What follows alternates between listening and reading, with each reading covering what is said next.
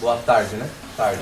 Boa tarde. Queria agradecer a presença de todo mundo aqui, tá? Que veio, agradecer a banda. E tentar ser breve, infelizmente eu vou ter que ser breve, porque o tempo, né, corre, só que o tema é muito... Vou tentar resumir o máximo que eu posso. Enfim, a informação e o ser, uma visão ontológica e fenomenológica para a ciência da informação. O que eu comecei a pensar nesse TCC, justamente a questão da informação, que na biblioteconomia, né, nos cursos que a gente faz, a gente pensa sobre informação, sobre documentos, sobre isso aí, e existe a ciência da informação, que é uma ciência que tem um problema epistemológico, ainda não tem uma definição epistemológica clara. E aí eu fui lendo os textos, sei lá, desde o segundo ano, terceiro, e fui tendo esses questionamentos na minha cabeça, sobre o que a informação tem a ver com a sociedade. São as pessoas que não estão aqui na universidade, as pessoas que não entram aqui, as pessoas, por exemplo, as pessoas comuns. E entre essas questões entrou a filosofia. E a filosofia, sei lá, eu tenho um gosto da filosofia, eu gosto de ler, etc.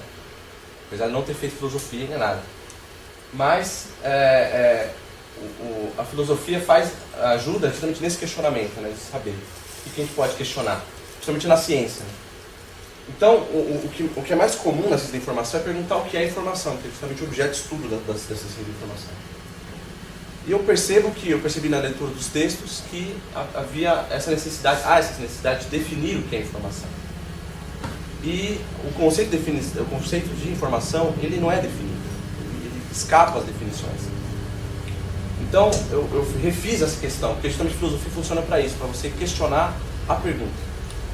Então, a maior pergunta seria, não é o que é informação, mas sim o que é o conceito de informação. Será que ele é possível de objetivar? Será que ele é tão definível quanto um conceito de força, por exemplo, da física? Ou o conceito, por exemplo, de outras ciências naturais que definem muito bem o que é 1, o que é 2, o que é 0, o que é 1, o que é transistor, o que não é? O conceito de informação é um conceito muito difícil de definir. Então, eu fui nessa investigação filosófica, através da filosofia, para ir além e entender de um modo universal o que é o conceito. E aí veio a estrutura do trabalho. A estrutura do trabalho se deu a estrutura dialética.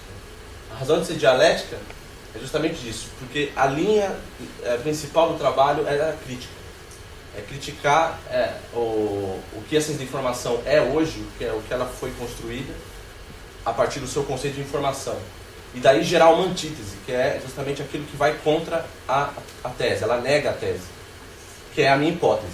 Foi aquilo que eu pensei sobre, nesses tempos de estudo. E a síntese, que seria a razão disso tudo. A síntese vem do grego, significa composto, ou seja, composição. O que dá a composição de tese e antítese? Qual é o resultado disso? E é o resultado prático, é o resultado da sociedade. O que isso pode dar? Porque eu acho que a filosofia é justamente essa liga entre teoria e prática. E aí se deu o trabalho. Na tese, eu busquei os principais autores mais citados da ciência da informação para ver o que a ciência da informação estava dizendo. E justamente o que eu vi é esse problema da definição, a necessidade de definir o que é informação. Um autor chamado Schade, em 83, ele encontrou mais de 600 definições para informação. Sendo que essas definições, em nenhum momento delas entra em consenso uma com a outra. Ou seja, não há uma teoria geral, uma definição geral de informação.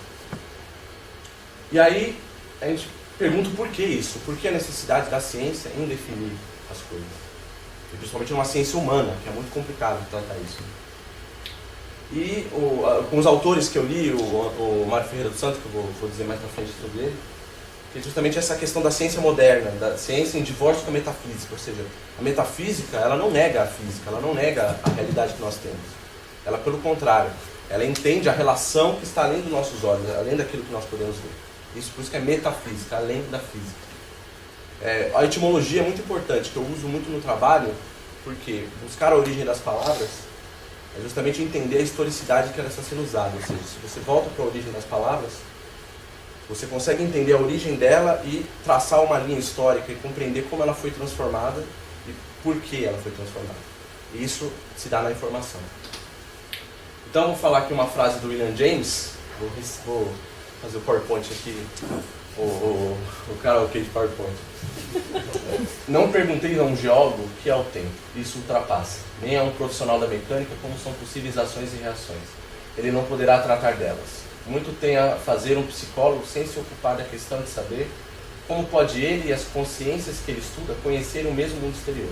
Há bastantes problemas que não existem debaixo de certos pontos de vista. São problemas essenciais e os quebra-cabeças da metafísica são problemas mais importantes que existem para quem quer penetrar fundo na íntima constituição do universo visualizado como um todo. Então, essa frase do William James é justamente isso, a especialização.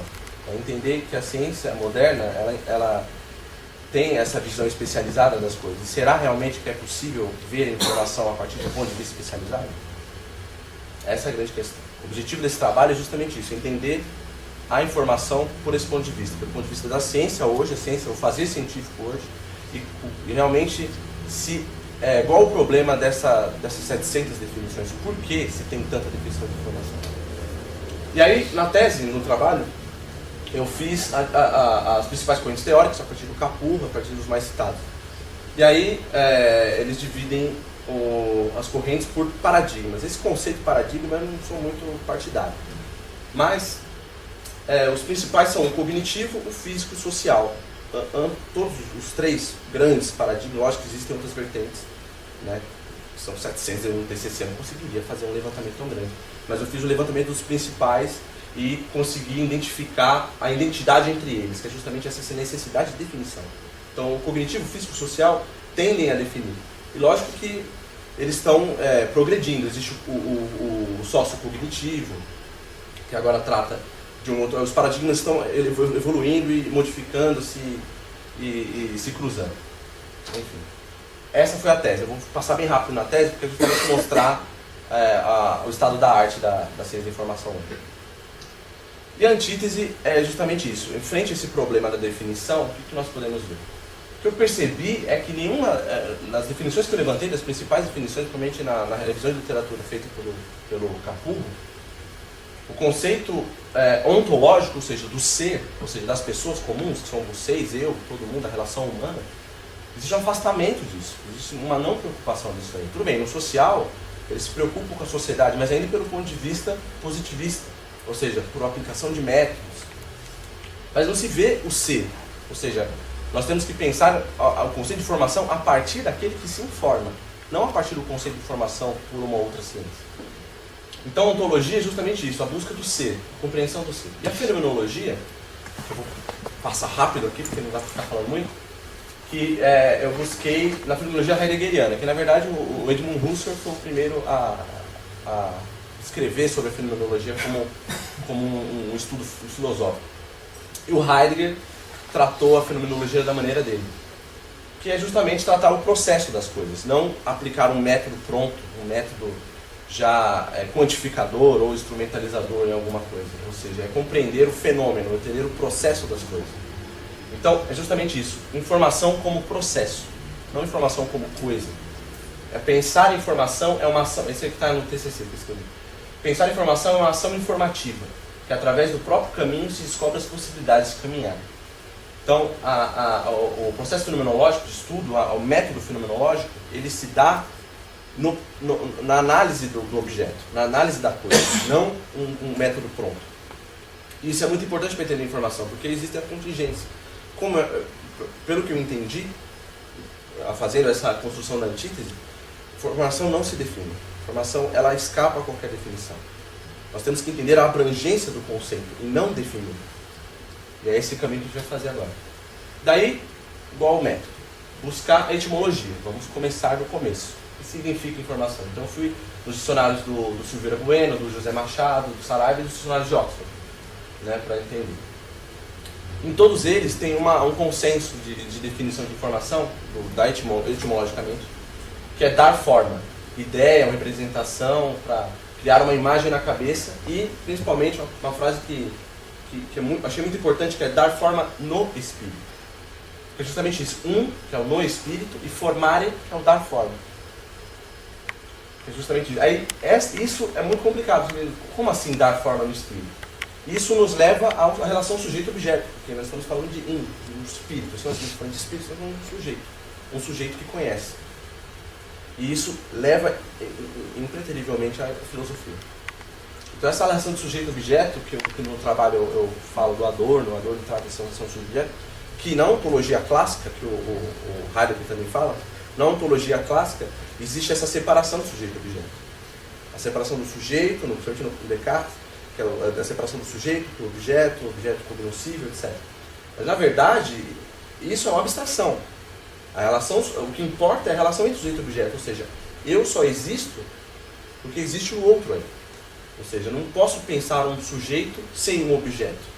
Porque objeto vem do latim, de objeto, estar projetado contra. Ou seja, estar posto contra mim. Ou seja, eu sou um sujeito. E o que é o objeto? Aquilo está tudo fora da minha consciência. Isso é o objeto. Ou seja, são as pessoas tal qual um objeto qualquer, ou seja, o mundo. E aí nos leva a Aristóteles, que me levou a Aristóteles para entender essa relação e construir essa minha hipótese. Por que o Aristóteles? Porque aqui também eu vou passar bem rápido, porque é muito complexo. O Aristóteles ele fala de potência e ato. E o Bergson, que estudou muitos gregos, ele resume muito bem nessa analogia que ele faz da planta. A árvore é a planta que provém da semente. A semente é a matéria, a planta a forma. É justamente o ilimorfismo, que é matéria e forma, a separação entre que existe a matéria e existe a forma. E a relação entre os dois constrói a realidade. Esse que o Aristóteles fala. Essa forma é o objetivo, o fim que o desenvolvimento da semente persegue. Esse devir tem na sua causa a necessidade de realizar a forma, a necessidade de tornar-se planta. Do modo que é a atração da forma que causa o movimento, e essa forma é realmente a causa motora ao mesmo tempo que a causa final. Esquece essa coisa de forma, de causa, quer dizer. Porque no trabalho eu trato mais, mas os 4 causas do Aristóteles exigem mais uma exposição maior. Mas o que interessa aqui é justamente isso. A semente tornar-se planta, ou seja, na semente já existe a planta, na semente já existe a fruta, na semente já existe 10 metros, 100 metros de planta, 200 anos de planta, 100 anos de planta, ou seja, na semente existe a potencialidade, ou seja, o vir a ser disso. É justamente o que é informação, esse conceito. O ato informativo é um ato de potência, é um ato que vai dar a forma no espírito. E esse dar a forma no espírito se dá como? Nesse movimento que o Bergson fala. Esse movimento é justamente o contato do sujeito com o objeto. Esses contatos sujeito-objeto geram um processo, que é justamente a questão fenomenológica, entender o fenômeno. E nesse fenômeno se dá a informação. Por isso que lógico que eu não estou definindo aqui, veja bem, eu só estou, não tem nada definido. Definir vem do latim, dar fim, definir. Então dar fim é você fechar um conceito. Dizer que força é igual massa vezes aceleração. Pronto, o conceito é definido. Não tem uma outra interpretação. Mas informação não tem como dizer que informação é aquilo, informação é aquilo outro. Porque as definições não satisfazem, elas ficam insatisfeitas. Então vamos evoluindo. Então o que a gente está falando agora é do movimento, ou seja, desse processo entre o sujeito que se informa e aquilo que permite a informação, ou seja, aquilo que dá forma às coisas. E nós temos a matéria e a partir do nosso aparato cognitivo e da nossa vivência, ou seja, da cultura, essa grande palavra, existe o meio elucidativo. Eu coloquei esse nome, meio elucidativo, que vem de elucidativos, tornar lúcido, dar luz. É aquilo que nos torna claro, que dá forma. E para ter forma, ela precisa ter uma cognoscência, ou seja, você precisa entender aquilo. E essa compreensão se dá no meio. O que tem nesse meio? Ou seja, entre eu ler um livro, esse TCC, entre eu e esse TCC existe um meio. Não um meio físico, mas um meio metafísico.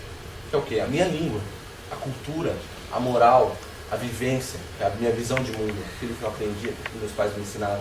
E a psique, ou seja, o que eu tenho na minha mente hoje. Se eu estou bem, se eu estou doente, se eu tenho alguma disfunção, se eu estou triste, se eu sou uma pessoa de fácil depressão, etc. Ou seja, são os principais elementos que eu elenquei. Lógico que acho que não se resume a isso, né? Porque justamente esse trabalho é um trabalho de esboço. Isso aqui tudo é um esboço. Ou seja, é um levantamento de questões.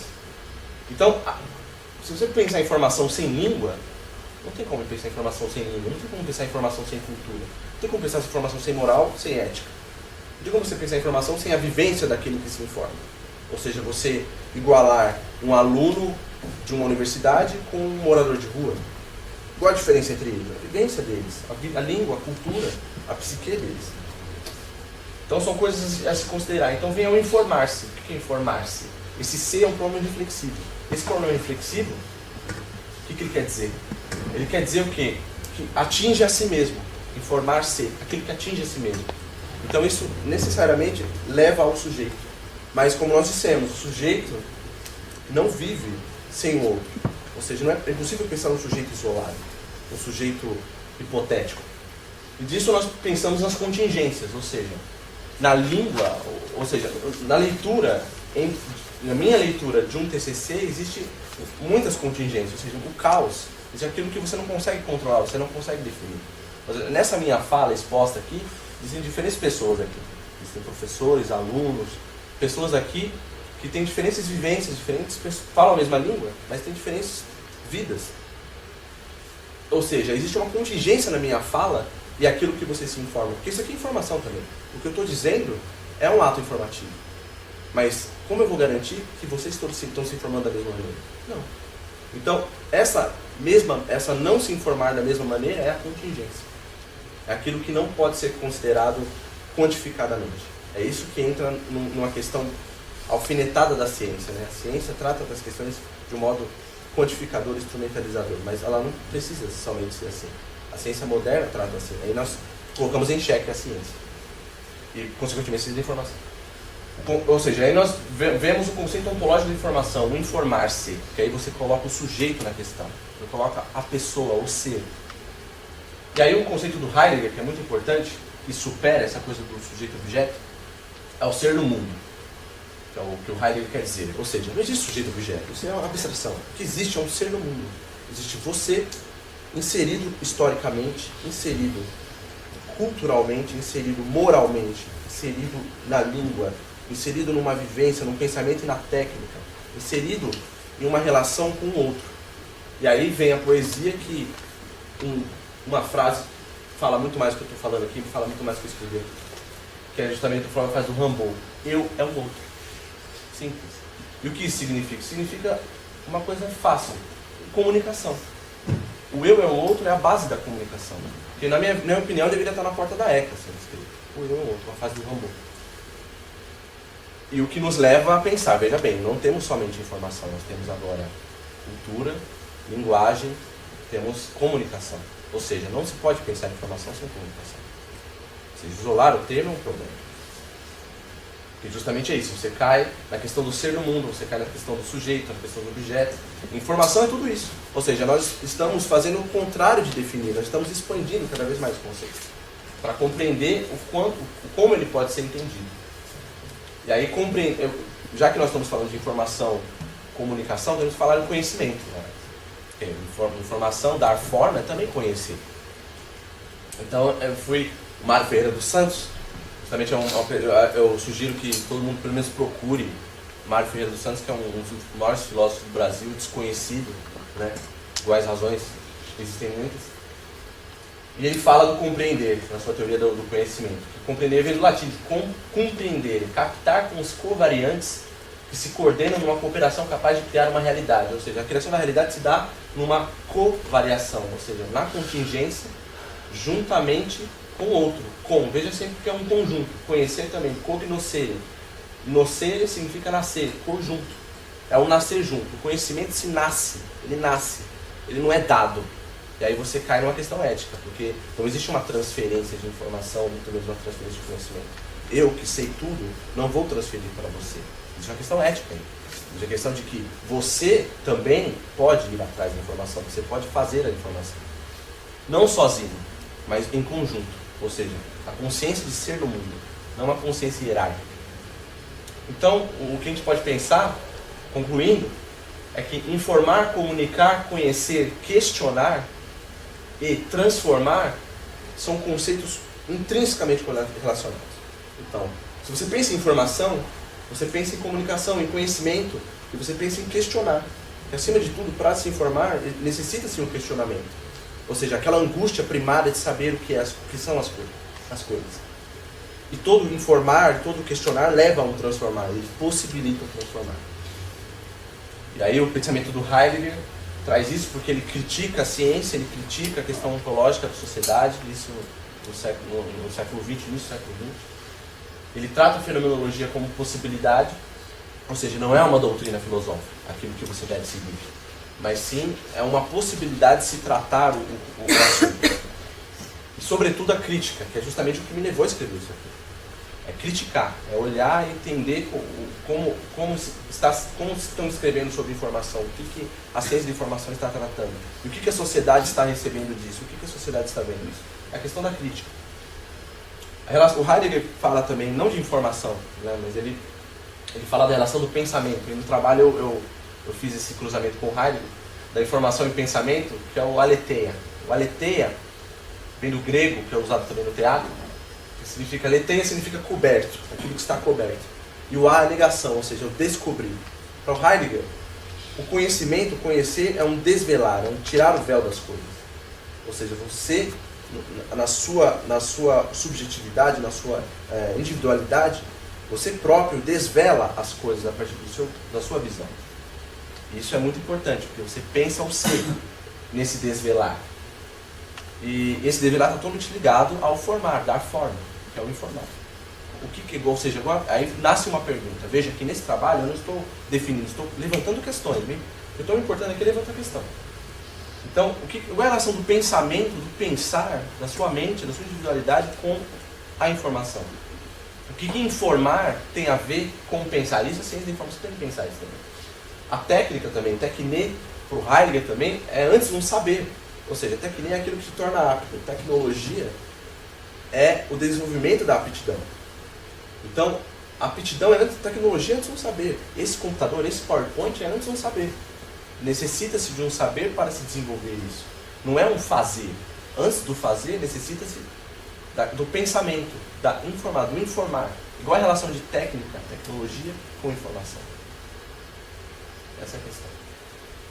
O Heidegger, ele completa uma frase do Marx, a famosa frase do Marx, que fala que os filósofos devem parar de ficar falando das maneiras do mundo e tomar ponto de transformá-lo. Então ele completa: a transformação do mundo exige antes que o pensamento se transforme, assim como já se oculta uma modificação do pensamento atrás da aludida exigência. Ou seja, Marx pede para que os filósofos modifiquem o mundo antes de ficarem questionando. Mas para se modificar o mundo, tem que se modificar o pensamento. E na modificação do mundo, ou seja, na transformação, já há uma modificação de pensamento. Ou seja, você precisa modificar a sua visão de mundo para se modificar. Ou seja, se você fala de informação, você fala de transformação. E se você fala de sociedade que transforma, você fala de sociedade crítica. Você fala de ética. Ou seja, pensar em informação não é tão simples assim. Ou seja, é uma gama de problemas e questões a se tratar. E aí nós caímos na questão da instrumentalização da ciência. Ou seja, veja bem, se informação deve ser tratada como comunicação, como conhecimento, com todas essas questões de transformação e ética filosófica, questão filosófica, como é que a ciência moderna vai enfrentar isso? Como é que a ciência instrumentalizadora, a ciência que pensa na objetividade, veja bem, nós estamos no século XXI, estamos na ciência moderna ainda, no pensamento positivista. Esse quadro está mudando, claro. Mas há de se pensar uma ciência de informação que pensa nesse paradigma, nesse molde que está. E aí eu tento resumir o que eu construí nessa hipótese, que informação é essencialmente questionar-se. É antes de tudo questionar-se. É o vir a ser da transformação, ou seja, a informação permite um ser informado, permite que ele transforme o meio dele, transforme a sua sociedade. E é isso uma importância ética, um dever ético daquele que trabalha com informação. E aí vem a síntese, ou seja, tudo bem, você falou estudo, tá, não sei o quê, transformação, mas o que isso tem a ver na realidade? E aí, pensando para uma ciência que pensa em informação, que eu acho muito importante ter uma ciência que pensa em informação, mas uma ciência que pense sozinha em informação é impossível. Como é que uma ciência sozinha vai pensar linguagem, vai pensar sociedade, vai pensar ética, vai pensar filosofia? Não é possível. Então tem pensamento e disciplinaridade. Esse nome é um nome muito controverso, somente na literatura que a gente está acostumado a ler. Mas o que eu enxergo de disciplinaridade é justamente um diálogo entre as ciências, ou seja, é uma nova maneira de fazer ciência. Aí vem uma questão, ciência da informação é uma questão do que uma afirmação. É possível fazer uma ciência da informação com a especialização? Eu creio que não. Eu creio que pensar em informação como ela deve ser pensada na sua amplitude, como se pensa na ciência moderna, não. Temos que pensar numa ciência interdisciplinar, ou seja, uma ciência, um novo fazer científico. Mas como se dá essa interdisciplinaridade? Isso é um problema, um outro problema. Como fazer um físico conversar com um matemático, e como fazer, o que não é relativamente difícil, mas um historiador conversar com um pedagogo, ou vice-versa. Ou seja, se você vai pensar em informação, você tem que, o pedagogo é importantíssimo o pedagogo. Interessa aí. Quem interessa a informação? O pedagogo interessa a ele a informação. A educação também é importante para se pensar em informação. O cientista, o físico é importantíssimo para pensar em informação também. O médico, todo mundo aqui já trabalhou pensa na biblioteca especializada, o nome já que existe. Há muitas pessoas que interessam em informação. Mas como tratar essa informação? Qual é a visão de mundo que você vai ver a informação? É a questão da visão de mundo. Então, o Floridi é um filósofo. Ele escreve na ciência da informação também, nessa área, ele fala uma coisa interessante, que é o escolasticismo. Pode ser traduzido como academicismo, escolasticismo, etc. Que ele fala que inovação é sempre possível, mas o academicismo é historicamente inevitável. Ou seja, eu sou nietzscheano, não converso com quem não é nietzscheano. Eu sou matemático, então eu vou tratar das minhas questões de matemática. Eu sou historiador marxista, ou seja, os weberianos não olham para mim. Ou seja, essa difusão de pensamentos, de categorias, atrapalha totalmente. E pensar em informação nessa visão de mundo é totalmente contrário ao conceito. Ou seja, você vai contrário ao conceito. Não tem como pensar em informação na especialização. Não há como pensar em informação como ela pode ser pensada na sua possibilidade nesse ponto de vista. Então necessita de uma mudança, uma transformação. A universidade e os problemas da sociedade. Aí caímos na questão da universidade. E a universidade? Qual o papel dela nesse sentido? Qual o papel dela na relação da ciência? O que a universidade tem a ver com informação? Como ela trata a informação na sua própria estrutura? Será que a universidade... Aí cai na ética. Será que a universidade está interessada realmente em entender informação para a sociedade? Será que a universidade está... Eu me pergunto se a universidade realmente está interessada com a sociedade, os problemas sociais. Ou se ela está perdida na sua própria estrutura. Ou está tentando se modificar, ou tentando se retificar. Então, vendo todo esse imbróglio, todos esses problemas, eu pensei num esboço de formatação de uma ciência. Como deveria ser a ciência da informação? Eu penso que a ciência da informação, nesse sentido, deveria, primeiro, deixar de pensar como uma ciência moderna. Pensar numa ciência articuladora. Ou seja, que ela articula as questões. Não adianta você destratar a ciência da informação e pensar que a ciência da informação não deve existir mais. Ou seja, vamos pensar em informação. Mas informação em que sentido? Em que método? Em que ponto? Acho que deve se pensar na ciência da informação sim. Mas articulada a 3 eixos. A educação, a tecnologia e a cultura. São eixos que devem ser pensados. São os eixos principais. Lógico que não se resume a esses eixos. Mas foi o que eu consegui pensar de mais importantes. Porque uma ciência de informação seria muito importante para pensar na articulação de educadores, isso, ou seja, historiadores, pedagogos, e a relação dessa educação com a tecnologia. O que a tecnologia pode contribuir para a educação? O que a educação pode contribuir para a tecnologia? E nisso tudo, o que essa contribuição se dá na cultura? Ou seja, esses 3 eixos estão totalmente conectados. E uma ciência que articule esse discurso é essencial. Ou seja, é uma ciência que pense isso. O como disso, no trabalho eu não consigo falar mais, mas o como disso tem que se pensar no tempo, tem que se pensar na estrutura da sociedade, na estrutura do Brasil, deve se pensar na ciência de formação para o Brasil também. Pensar as questões do Brasil, não simplesmente importar teorias de fora e aplicar aqui, como é feito no paradigma cognitivo ou qualquer outro paradigma. Tem que se pensar no Brasil, como o Brasil pensa a informação, como o Brasil pensa a sociedade, como a transformação pode se dar no Brasil. Mas será que realmente interessa a ciência pensar em transformar alguma coisa? Essa é a questão. E a universidade também. Ou seja, a conclusão, né, que se pode tirar uma conclusão, que houve um distanciamento ontológico do conceito. Analisando esses teóricos da informação, distanciou-se, né, da ciência em geral o ser, aquele que mais importa, ou seja, a razão de existir da ciência, que é o ser, se distanciou dela mesma. Então é necessária a mudança de visão de mundo, além de qualquer coisa de paradigma ou qualquer mudança de teorética, ou etc. O Weltanschauung, que é um termo alemão usado na filosofia, que significa visão de mundo. É justamente isso, é modificar essa visão de mundo. Para se fazer uma nova ciência, não adianta aplicar a ciência aqui, chegar com um discurso como eu estou fazendo, achar que todo mundo vai concordar. Tem que se haver uma mudança de visão de mundo, ou seja, a visão de mundo perante o conceito, perante a ciência, perante a universidade, tem que se modificar. É como o Heidegger falou, para se modificar, transformar o mundo, tem que se modificar a visão de mundo primeiro. E como isso se dá? É o grande problema. E aí, os conceitos relacionados se dão em informar, veja que é um verbo, exige uma ação. Informar, educar, criticar e transformar. Isso não é indissociável de todos os conceitos. Para se criticar tem que informar, ou seja, tem uma permuta entre eles. E o que leva, logicamente, a uma ética. Ou seja, a questão da ética deve ser muito tocada. Importantíssimo. Para se pensar em formação, educação profissional, em pessoas, etc. E aí uma frase do meu TCC que coloquei, para resumir tudo, acabar. Pensemos em formação sob a crítica, analisando sua transformação histórica a partir do seu significado etimológico, seus usos pelas ciências e podendo assim propor uma abordagem a partir de uma mudança de visão de mundo para com a informação um movimento contrário ao esquecimento do ser. É justamente isso que é a proposição desse trabalho.